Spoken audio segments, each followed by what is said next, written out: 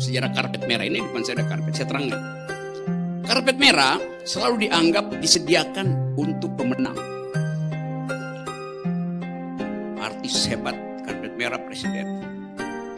Padahal sebetulnya kalau kita belajar Greek tragedi Greek, saya kira yang paham sedikit-sedikit Boni. Di dalam mitologi Greek, karpet merah itu adalah jalan menuju kematian itu. Kalau itu saya pahamnya banyak. Banyak, oke. Kalau begitu nggak usah sambung-sambung, pahami di hati aja tuh. Yang bisa ngomong kalau pahamnya sedikit-sedikit. Oke ya. Satu waktu ada perang Troja. Jenderalnya namanya Agamemnon. Saya mulai ingat-ingat karena saya lihat karpet merah. Agamemnon adalah raja Yunani. Istrinya namanya Clytemnestra.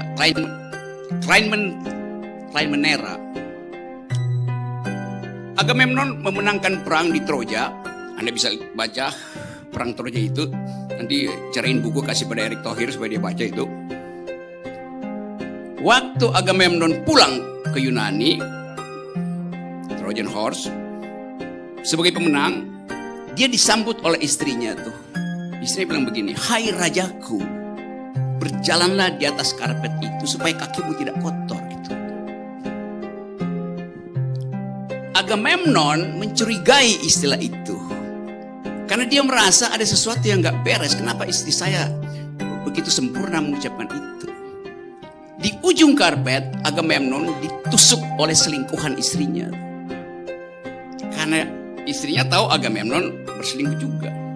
Politik, perselingkuhan politik selalu terjadi di atas karpet merah. Ujungnya itu. Apa yang bisa kita pelajari dari situ? Bahwa nanti kita bergembira seolah-olah akan ada karpet merah buat presiden baru. Padahal sebetulnya karpet itu akan berwarna merah karena berdarah-darah. Tadi kita udah mulai lihat bagaimana. Coba kita bayangkan 2024 nggak bakal terjadi karena akan berdarah-darah dari sekarang. Konflik itu udah sangat besar. Tadi framing itu framing. Ya? Framing untuk apa framingnya? Bukan. Bahwa berdarah-darah. Iya. Spekulasi. Oke. Bisa nangkap nggak abstraksi dari berdarah-darah? Aku juga bisa bikin yang lain. Framing ini. Oke. Dan itu mengarahkan bahwa itu akan ada perpecahan, ada pembunuhan, ada apa, konflik dan sebagainya. Belum tentu juga. Memang. Itu betul-betul berdarah juga. Oke. Makanya itu framing. Oke. Betul. Anda betul tuh. Belum tentu berdarah-darah artinya tidak berdarah-darah. Itu logikanya begitu kan. Yes. Sama juga. Iya. Karena itu. Kita jangan terjebak pada framingnya. Iya, jangan terjebak pada framing yang satu pihak. Oke. Pihak yang lain boleh. Kan begitu kan framing? Kan framing Anda buat mencegah pihak saya masuk dalam framing. Kita jangan ada 20 framing di sana. Enggak, saya cuma bikin satu framing karena karpetnya itu karena framing Anda. Kita bikin framing 20 aja. Apa framing Anda? Ya apa aja, bahwa damai-damai, aman-aman. Boleh. Saya bicara karpet istana, bukan karpet di toilet. Di toilet nggak perlu karpet. Loh kan emang pernah menginjak karpet istana? Ngapain saya injak karpet istana? Kok kalau nggak tahu pasti nggak kenal juga kadang-kadang bentuk karpetnya. Oke, yang saya tahu lah warnanya apa. Betul. Warnanya merahnya beda nggak? Ada gambar yang lain nggak di sana? Nah berarti kan belum tentu juga versi Anda karpet merah. Kalau karpet toilet warnanya apa? Emang ada karpet di sana? Di toilet? Di toilet. Ada. Kamu nggak tahu ada karpet di toilet? Karpet mana dulu? Toilet mana dulu? Makanya abang jangan ke hotel aja. Kadang-kadang ke toilet yang di mana-mana gitu. Di toilet itu ada karpet yang ada logo BUMN. Itu. Inilah bang.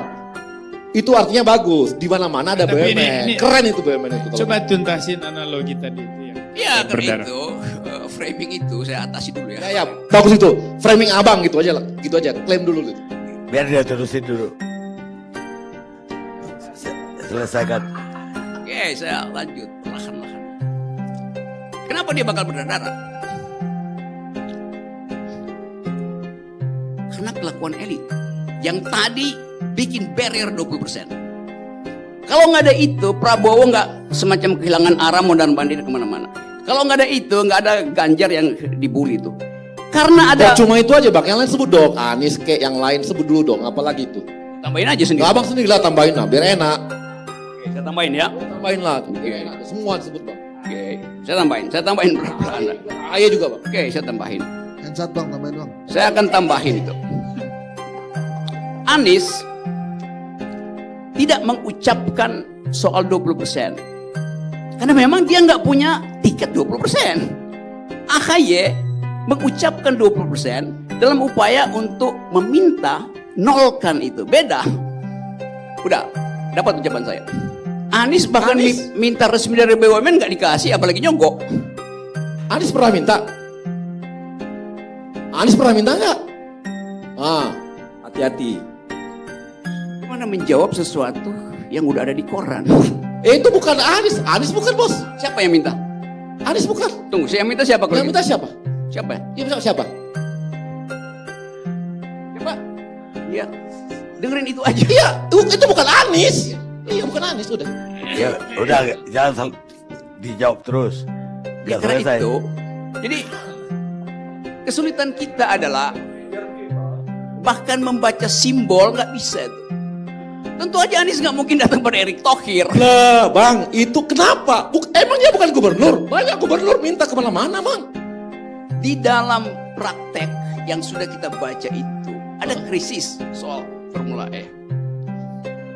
Dan sampai sekarang nggak ada kejelasan. Tadinya dibilang iya lalu enggak itu.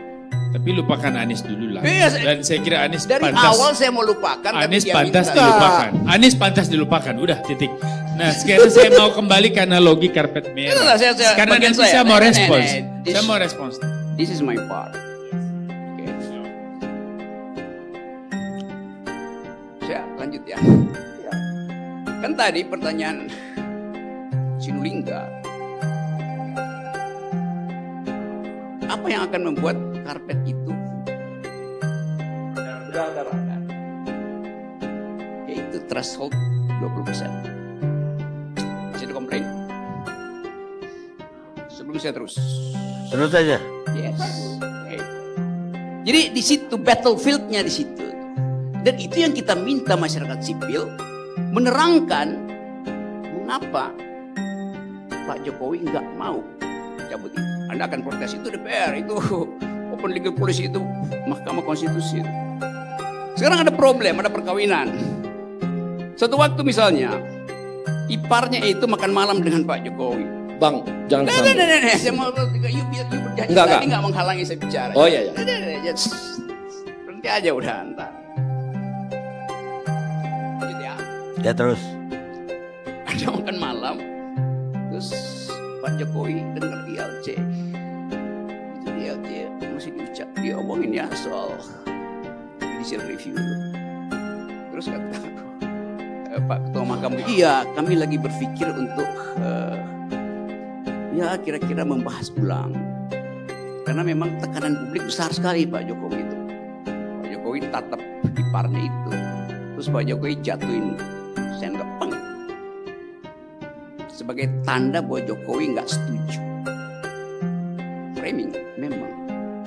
Kita mesti bayangkan sampai di situ politik itu. Yes, itu gunanya. Supaya kita nggak muter-muter di toilet kiranya. Saya masih mau lanjut. Tuh, Anda nyindir bisa, apa bisa. Tapi gini, saya gini. Ya biar dia dulu deh, Arya. Saya itu pengen Tambahin itu Bin. komentar itu soal analogi tadi, biar nanti diskusinya makin lebih mendalam. Ya, saya sudah tunggu di tikungan depan. Ini, mohon dilanjutkan. Ya, Daripada tikungan saya itu tunggu nanti di kesepian. Ancol itu. Jadi itu poin saya itu. Karena itu kalau tadi judulnya Presiden pilihan Jokowi atau pilihan Megawati, siapa yang peduli? Kan itu opsi di 2024. Masyarakat sipil nggak bicara 2024, dia bicara 2 minggu lagi, dia bicara 2 bulan lagi. Nah bagian itu yang ingin saya terangkan sekarang. Supaya karpet itu tidak sekedar dipajang untuk diperhatikan merahnya. Tetapi nggak akan ada yang lewatin karpet itu di 2024. Karena perubahan politik di dalam analisis saya tidak akan berlangsung di atas karpet, di jalan, dipaksa oleh people power. Tentu Anda kaget dengan analisis itu, karena Anda terbiasa berpikir normatif 2024. Sama seperti orang berpikir 98 gak mungkin terjadi, umur 1 tahun Soeharto dipilih kok. Dan mahasiswa dan buruh bilang enggak, kita nggak akan lihat perubahan politik di atas karpet istana. Kita mau bikin itu di depan DPR, di jalan-jalan. Itu terjadi itu. Framing, di frame sejak awal. Itu fungsi framing. Saya lagi bikin framing supaya itu terjadi nanti, karena saya nggak ingin lihat 2024. Jadi itu dasarnya. Sekarang kita masuk pada hal yang betul-betul ada di depan mata kita. Ada daftar calon-calon presiden disodorkan pada publik. Anda pilih siapa? Survei siapa? Saya tanya. Survei sini, oke. Kenapa sama semua survei? Ya karena begitu metodologinya tuh. Oke. Pilih di antara 10 ini siapa yang akan Anda pilih?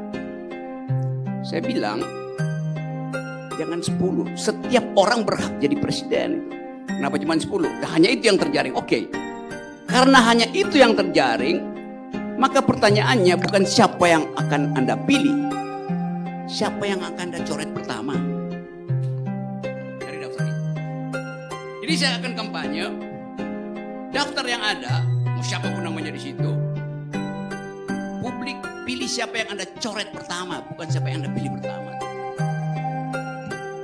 Karena ada faktor ketiga, bahwa seolah-olah politik hanya menghasilkan 2 daftar itu. Kenapa? Karena 20%. Nangkap logikanya. Kenapa cuman 2 pola itu? Bagian ini adalah Anies dan Puan misalnya. Siapa kingmakernya? Yusuf Kala, tadi diterangin. Karena itu Prabowo akan bikin blok lain. Selesai problem. Terus masyarakat sipil, buruh, mahasiswa. Ada di mana di dalam blok ini? Kita mau ajukan orang lain tuh nggak bisa. Udah selesai. Karena 20%. Matematiknya, saudara Arya Sinulinga. Yes.